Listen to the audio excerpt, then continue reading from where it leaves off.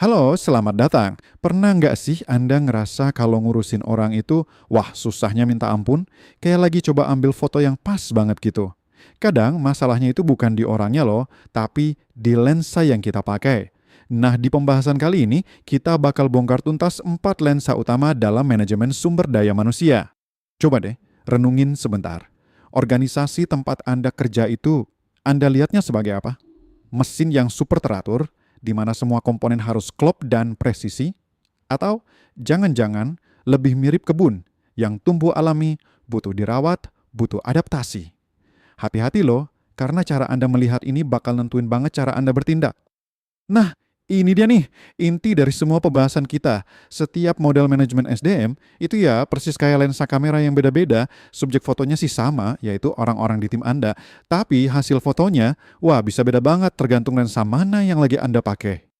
Oke, ini dia agenda kita. Kita mulai dari ide besarnya, terus kita adu dua duel seru, mesin lawan kebun, dan rantai lawan sungai. Setelah itu, kita lihat contohnya di Indonesia, dan terakhir kita rangkum poin-poin pentingnya. Siap ya? Oke, langsung aja kita mulai duel yang pertama. Ini pertarungan mendasar banget nih, antara mesin melawan kebun. Dua cara pandang yang benar-benar beda soal apa sih jiwa sebuah organisasi itu. Jadi, tegangannya itu di sini. Di satu sudut, ada yang mikir kalau orang itu ibarat roda gigi di dalam mesin raksasa. Semuanya harus presisi, terkontrol, demi efisiensi. Tapi di sudut lain, ada yang lihat orang sebagai bagian dari sebuah ekosistem yang hidup, yang kompleks. Nah, pilihan antara dua ini, wah dampaknya gede banget. Selamat datang di kubu mesin. Ini dia yang namanya model Michigan. Intinya cuma satu kata, matching, atau keselarasan. Semua urusan SDM dari rekrutmen sampai bonus harus nyambung langsung dan jadi bagian dari mesin strategi perusahaan. Tujuannya, efisiensi maksimal, nggak pakai ribet. Nah, mesin ini punya 4 roda gigi utama. Seleksi, penilaian, penghargaan, dan pengembangan. Semuanya harus muter bareng dengan sempurna. Kelebihannya jelas banget, gampang diukur. Tapi, ada tapinya, model ini seringkali terlalu top down, terlalu kaku, dan suka lupa sama realitas sosiopolitik di lapangan. Sekarang yuk kita pindah ke sudut satunya, si kebun. Ini namanya model Harvard, yang lahir sebagai tandingan dari si mesin. Pandangannya jauh lebih luas. Di sini, SDM itu bukan cuma alat strategi, tapi lebih kayak arena negosiasi, di mana kebijakan itu harus bisa menyeimbangkan kepentingan banyak pihak. Dan kebun ini, ya jelas, dipengaruhi sama cuacanya, kayak iklim politik, budaya, dan aturan lain. Kekuatannya apa? Wah, ini realistis banget, terutama buat organisasi yang rumit kayak di pemerintahan. Tapi ya itu, kelemahannya kadang terasa terlalu abstrak.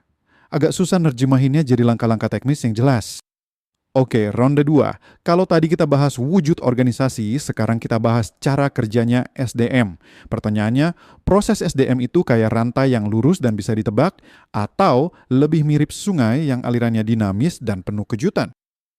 Perbedaannya kelihatan banget kan? Satu model itu ngasih kita peta, lengkap dengan rute yang jelas, langkah demi langkah. Sementara model satunya lagi, ingatin kita kalau di dunia nyata, yang kita butuhin itu seringnya bukan peta, tapi kompas buat ngelewatin medan politik dan ketidakpastian. Yuk kenalan sama si rantai. Namanya model guest. Gampangnya gini, model ini kayak ngasih kita resep pasti buat sukses. Tujuannya adalah membangun sebuah sistem yang terintegrasi, yang nyambung buat dapetin hasil yang jelas. Misalnya, komitmen karyawan yang tinggi dan kualitas kerja yang top. Cara kerjanya begini nih. Nih, pertama ada strategi. Dari situ dibikinlah kebijakan SDM. Kebijakan ini diharapkan bisa memupuk komitmen karyawan. Dan ujung-ujungnya komitmen inilah yang ngedorong kinerja. Masuk akal kan? Tapi ada risikonya. Kalau satu aja mata rantainya putus, ya udah ambruk semua sistem ya. Dan ini dia lawannya, si sungai alias model Warwick. Model ini langsung nantang ide lurus-lurus aja dari model guest. Ini adalah cara pandang yang paling dinamis dan paling peka sama konteks. Intinya SDM itu nggak pernah diam, dia selalu bergerak, dibentuk sama arus kekuasaan, ekonomi, dan politik. Aliran sungainya ini dipengaruhi oleh banyak hal.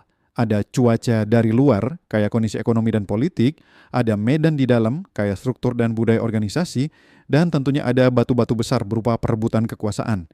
Jadi ini bukan resep cara melakukan, tapi lebih ke alat diagnosis buat ngerti kenapa sih kok kejadiannya kayak gini. Udah cukup teorinya. Sekarang kita lihat gimana semua lensa ini dipakai di dunia nyata. Studi kasusnya, nggak main-main, birokrasi negara kita, Indonesia.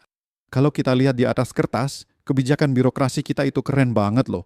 Kayak sebuah gado-gado terbaik dari semua model.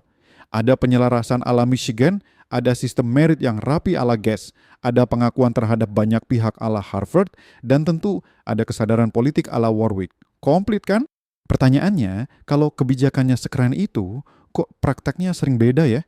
Nah, jawabannya ada di konsep yang namanya isomorfisme institusional. Gampangnya gini, organisasi itu seringkali ganti baju doang biar kelihatan modern, tapi dalamannya perilakunya nggak berubah. Mereka seolah-olah membangun sangkar besi baru yang canggih, tapi isinya ya itu-itu lagi. Oke, jadi apa intinya dari semua ini? Gini, yang paling penting untuk diingat adalah ini bukan soal milih satu lensa dan ngebuang yang lain. Sama sekali bukan. Ini soal punya semua lensa itu di dalam tas kamera Anda, siap dipakai kapan aja. Tabel ini ngerangkum semuanya dengan pas. Coba lihat, Michigan itu ngasih kita kekuatan super berupa disiplin, tapi risikonya ya jadi sempit pandangannya.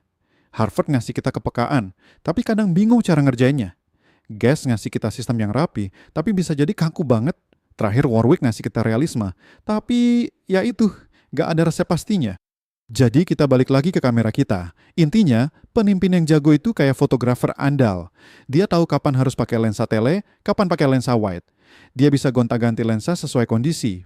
Anda harus bisa gabungin disiplinnya si mesin, empatinya si kebun, keteraturan si rantai, dan kewaspadaan politiknya si sungai.